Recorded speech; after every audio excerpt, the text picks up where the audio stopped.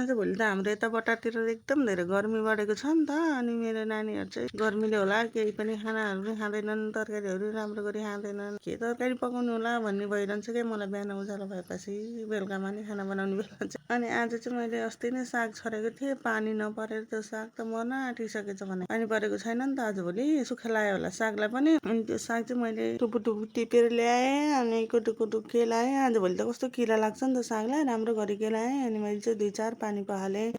अनि माटो पनि हुन्छ अनि किरा पनि हुन्छ, राम्रो गरी पखाल्नुपर्छ नि त। आजभोलि त यति धेरै किरा लागेको छ भने यो गर्मी लागेर होला।